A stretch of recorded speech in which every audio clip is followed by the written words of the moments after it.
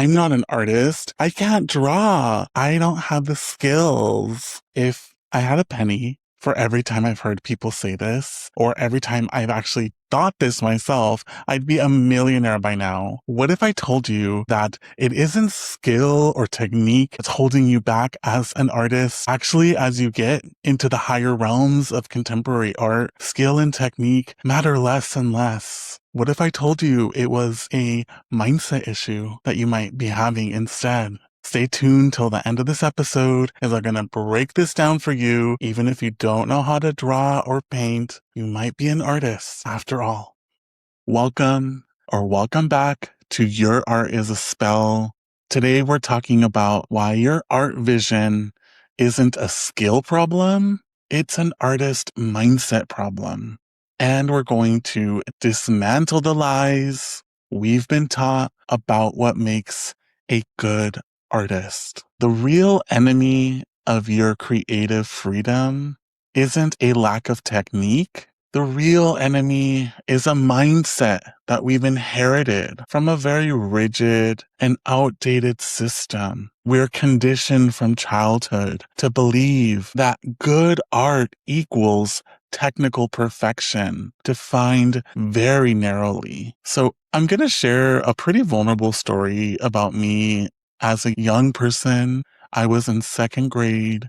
I remember being given a map of somewhere in the United States. I forget where. I think it was Louisiana. And I was given a box of crayons. And I was so happy coloring, mixing colors, experimenting, really allowing my intuition to guide me. I remember how excited I was when I showed my finished work to my teacher, only to be surprised that she seemed really upset by what I had created. Not only did she tell me that I had really messed up and not colored within the lines, I had not used the right colors, I had mixed the colors incorrectly. She was so upset by this that she called a meeting with my parents. She had my parents come to the school and shared with them how worried she was about me because of how messy I was as an artist. She even went as far as to say that it might mean something was wrong with me developmentally. Unfortunately, I was someone who was born with rheumatic fever, and the doctors were concerned that I might not develop well. And so this played into my parents' biggest fears, that there might be something wrong with me. Of course, as a young child, I took this on. For years, I felt like I was not an artist. There was no way I could be an artist because I was admonished so intensely for my intuitive desires to play and to mix colors. Unfortunately, when we internalize that kind of conditioning, we can spend years trying to fix our technique when we should be nurturing our ideas and our intuition. We let the mechanics of art making gatekeep us from the magic of art making.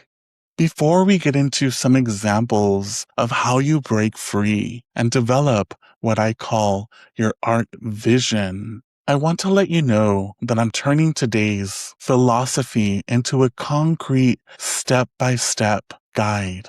This week, I'm publishing an article called 10 Mindset Shifts for Artists That Matter More Than Technical Skill. I'm giving away the first half for free over at mutantmagic.com, where you're welcome to sign up for my free newsletter, where I share updates about my artist practice and ways that you can connect with me.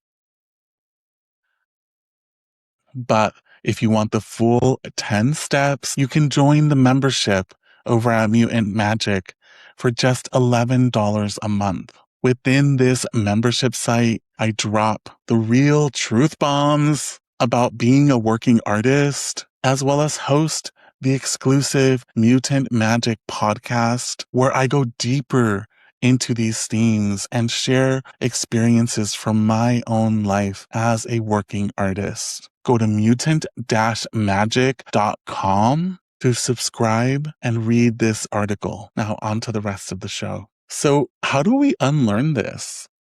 For me, it took me so many years of trial and tribulation, of healing some of these deep wounds I had around my identity as an artist. Recently, I had an experience that felt really ironic, to say the least, around this topic. So one of my most popular videos on YouTube is a video where I share the exact portfolio that I used to get into UC Berkeley's highly coveted MFA art practice program. I'm putting a link here. If you're interested in seeing that video, it will also be in the description of this episode if you're listening to this as a podcast. And recently, someone left a comment on this video asking me how much technical skill played into me getting my degree and having success within it once I was inside. I remember almost laughing when I read this comment because I realized that technical skill was one of the last things we ever talked about within the MFA program. Of course, there was an expectation of us having some sort of ability within different mediums. And at the same time, we were incredibly encouraged to take on new forms in our work. And so professors understood when we were beginners in different mediums or concepts within our practices. There was so much room for us to experiment, for us to play, and for us to be beginners again. Not only that, but a huge part of being in an MFA program is being a part of critique. And this is when you share your work and you get feedback, questions, or people offer resources about your work. One of the biggest things that I took away from that experience was that professors really valued things that were outside of the technical realm. They valued your ideas, the connections you made, the research that went into your work, the different disciplines you wove in to your practice. There was so much that we spoke about that rarely had anything to do with the actual technique of art making. And this was a big realization or remembering for me, connecting it back to my childhood self, that the higher you move up in the realm of art and in the contemporary art world, technique becomes secondary. Mimicking a style or being able to reproduce something perfectly doesn't make you a great artist. Having a vision does. So one of the things that I do in my studio practice is I like to have days where I go out to get inspired, to look at art in other museums and galleries, and I'll put on my art consultant hat to take notes, to really see how artists are working, what they're bringing into their craft. And I'm also looking at what curators are interested in, the ways in which they're contextualizing artists, and what they're paying attention to right now. And I can tell you, one of the things I've noticed as a theme is that curators are really interested in artists that are presenting a complete universe, not perfect technique. Let me give you 3 recent examples that blew me away. First, and most recently, I saw Guadalupe Maravilla's artwork at the Hammer Museum. Maravilla creates these incredible sculptures. One of his sculptures, Disease Thrower number 1212, 2012, which was completed in 2022, was inspired by the artist's own experience with cancer and how the systemic abuse of immigrants manifests in the body. His sculptures are made of steel, wood, cotton, glue, plastic, loofahs, and objects that were collected from a ritual retracing the artist's original migration route from El Salvador. These artworks are precise, but they're also wonderfully messy, raw, and wild. The technique here isn't about traditional sculpting. The technique is his ability to weave in indigenous cosmology, therapeutic and healing practices, his own personal story, and sacred understanding into this physical object. The concept is the medium. Then you look at Sadie Barnette's installation, How to Fly, which is currently up at the California African American Museum in Los Angeles. It's a massive site-specific photo mural in the museum's atrium. You can feel the joy radiating off this piece of art as soon as you enter into the building. She isn't necessarily taking a brush to canvas. She's pulling from her own family archives and blowing them up against a giant rainbow background. There is definitely skill involved in creating such a large-scale photo collage mural, but the focus really isn't the technique. She didn't really need traditional drawing skills to take over the museum's atrium. She needed a powerful, deeply felt conceptual vision, forged digitally through photo collage software, for example, like Photoshop or GIMP, if you're using open source software. This is an artwork that's really inspired me as someone who also uses similar mediums within my work, and the play and joy and mixture of rhinestones, gems, sparkly things, and ephemera from our contemporary life within this photo collage have all really spoken to my sensitivities and sensibilities as an artist.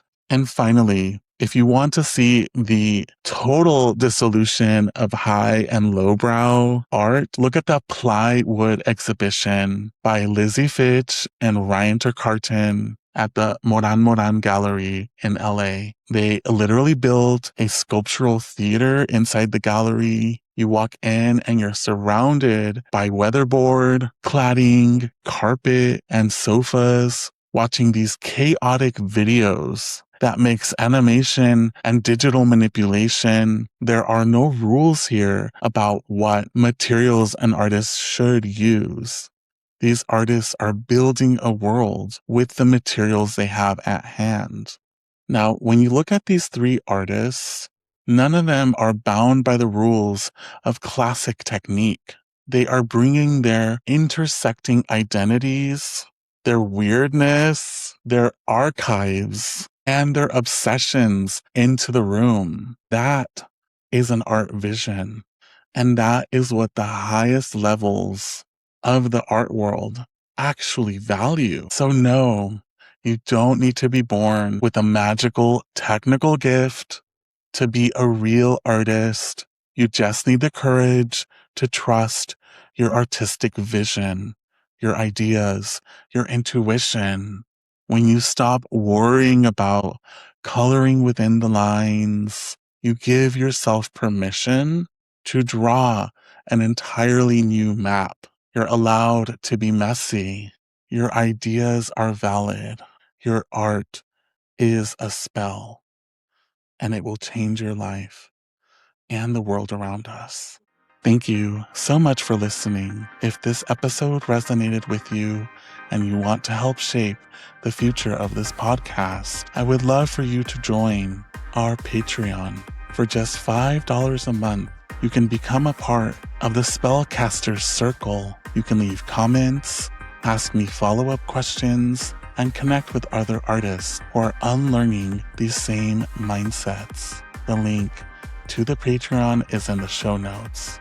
If you found this episode helpful, I would love to encourage you to send this episode to someone who should hear it.